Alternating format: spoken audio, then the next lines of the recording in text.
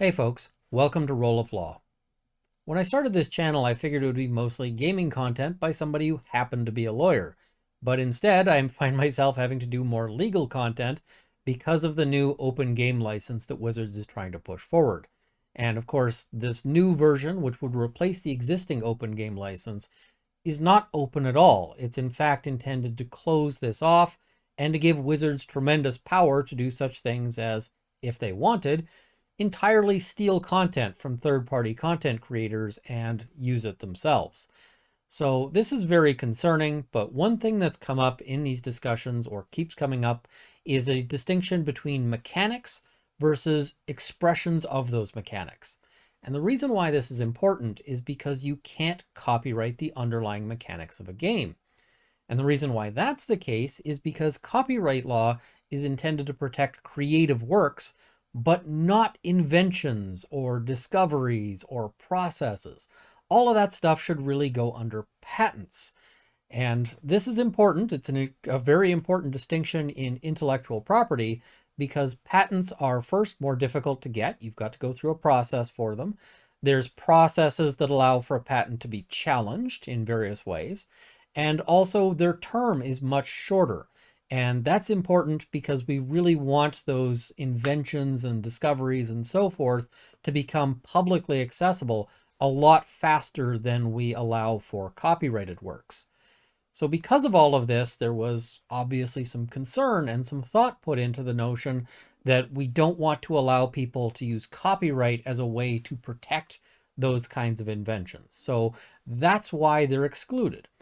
Now, we get into a problem here because if you look at a book like a Dungeons and Dragons book or any role-playing game book, you're going to find both mechanics, but also expressions of those mechanics and other things that are arguably creative works.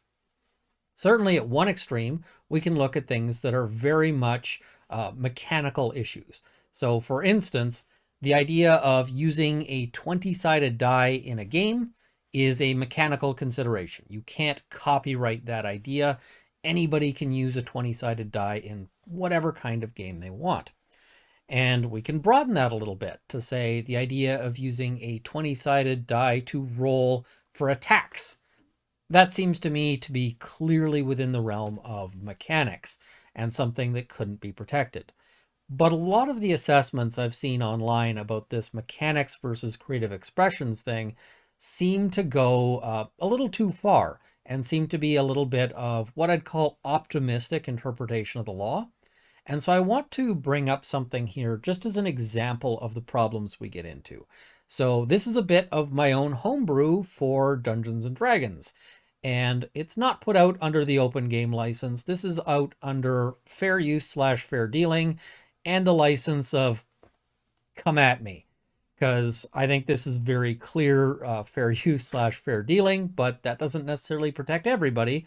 And in this case, we're having a legal discussion about this, so I think that it's about as protected as one can get. But let's bring this up here.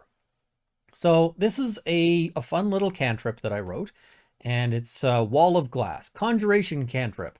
Casting time, 1 action, range 60 feet, components, verbal, somatic, and material. Little glass tile, in keeping with the usual sort of jokesy nature that often comes up with material components.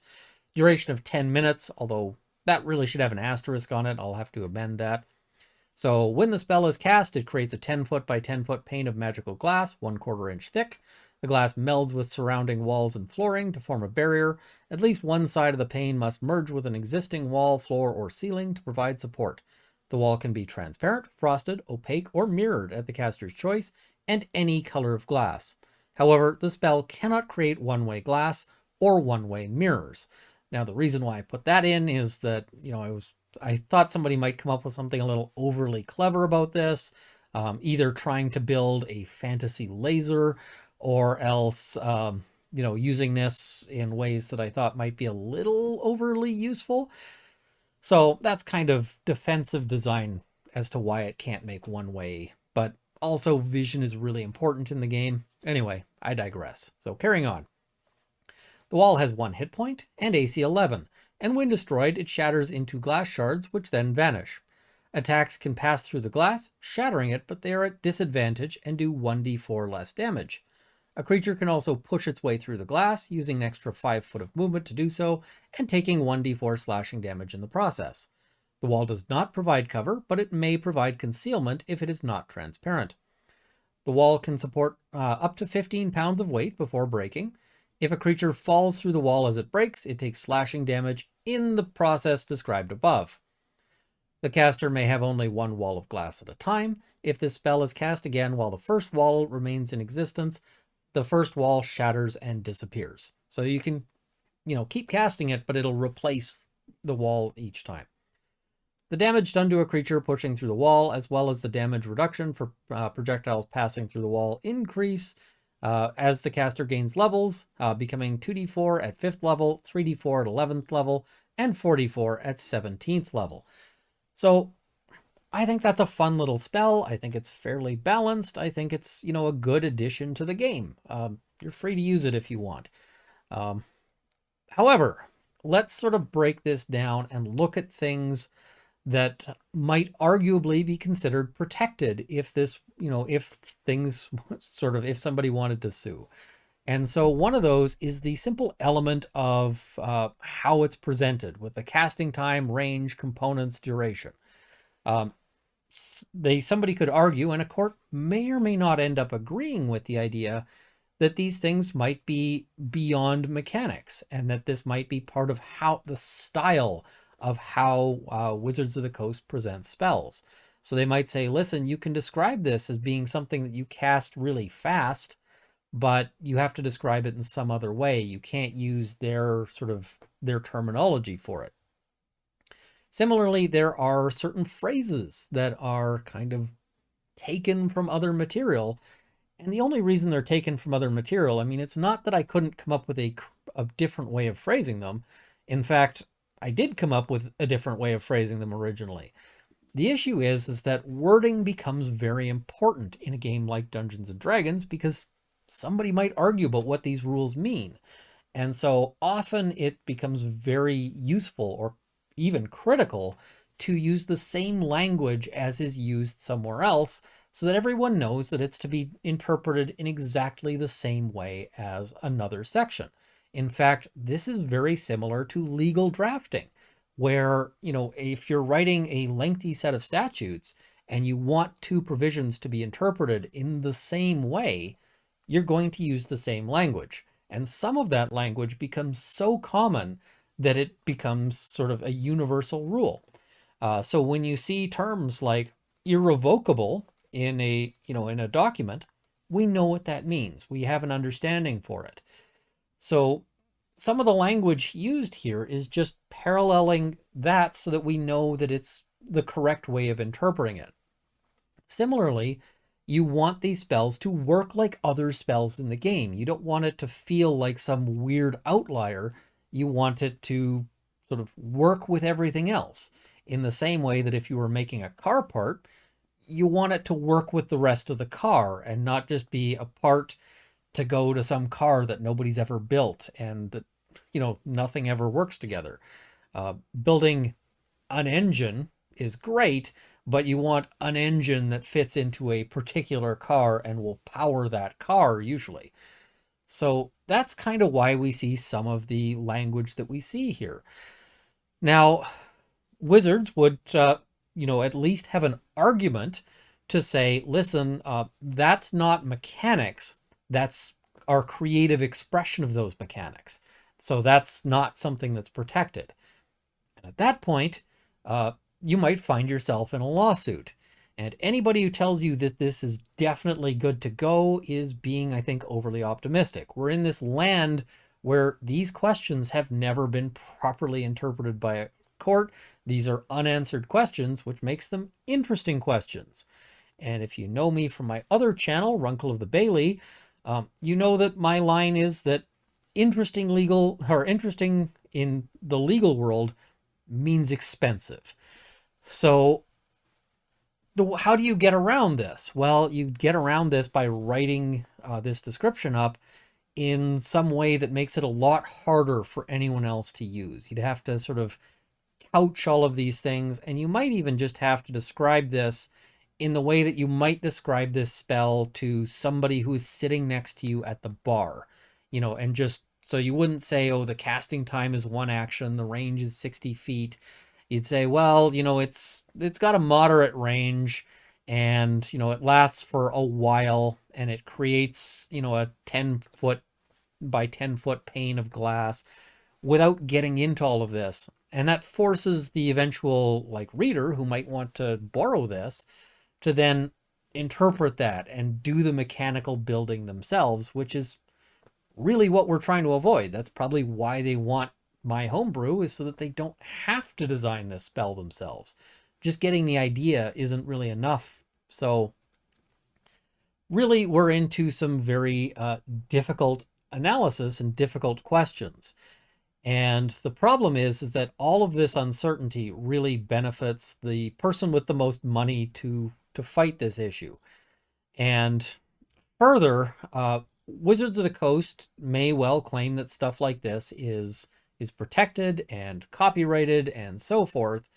And so if you're trying to post this to some site, they may say, listen, site, you've got all of this copyrighted material up there. We will sue you if you don't take this down. We may end up seeing a lot of places where people post material vanishing, forcing that all to go to one site, which is Wizards, and their ability to then claim ownership and to claim the ability to use any of this stuff. So that's really concerning here. So there's a lot of people who have been saying, listen, they really can't protect any of this stuff. It's all mechanics. Frankly, I just don't think we can say we know that at this stage. There's so much there that could be argued and will have to get sorted out by a court at some point. Keep in mind as well, when you're thinking about, okay, well, we'll take this to the court, this is probably going to get heard by either a jury of people who have no idea about Dungeons and Dragons, and in fact, people who have prior experience with Dungeons and Dragons may well be kept off a jury pool, or by a judge who's probably 70, and the only thing they know about Dungeons and Dragons is remembering the old Satanic Panic stuff from the 80s, which isn't great if you're hoping to get, a decision to protect the game. So, yeah, I mean, I know that this is really kind of muddy and murky. A lot of people out there are saying, well, I want a clear answer. I want some definite things. And especially people are saying, listen, I want some reassurance. I want to be told this is going to be okay, that Wizards can't do all of the things that they're trying to do. We just don't know that. And law is unfortunately full of murky answers. The problem is just the risk profile. If somebody's coming in and saying, listen, I want to make this stuff and I want to, create all this homebrew. And I say, okay, you should know that there's some legal risk to this. There's some legal threat. What kind of money are you looking at making on this? And I'll say, listen, if I do really well, maybe I'll make 10 grand. I mean, 10 grand is pretty good for a lot of the content that's put out there. I go, yeah. If you get sued over this, you should expect that 10 grand will disappear in the first 30 minutes of you responding to this. I exaggerate a little bit here, but you'll burn through that 10 grand real fast defending yourself from a lawsuit. And, does it seem like it makes sense at that point? You're going to see a lot of hobby producers saying, you know what, check please. I don't want to be in this. And problem is that the big producers, the big names, the people who are putting out a lot of quality content get started making, little tiny projects. Stuff like my Wall of Glass spell. Maybe you see people publishing a little pamphlet of 10 spells like this. That's how you get started, and you start to build a name. People start to recognize that they like your stuff, and eventually you might be a big powerhouse. But it all starts out sort of early on and at the beginning. And even, sort of huge names like Critical Role get started in this kind of process. And yeah, I'll just note here, still waiting to see if Critical Role will put out a statement in defense of open gaming. We haven't seen it so far, but we'll see. Anyway, thank you guys for watching. I hope you found this to be interesting. Please leave your comments below. I'm going to try to sort of address them. This is really a follow-up video because of some of the comments that were left on the last video. And so keep those comments coming. I do read them, and I will try to address the sort of issues that are out there. Like this video, share it with your friends, subscribe to see more content, and hopefully see you next time.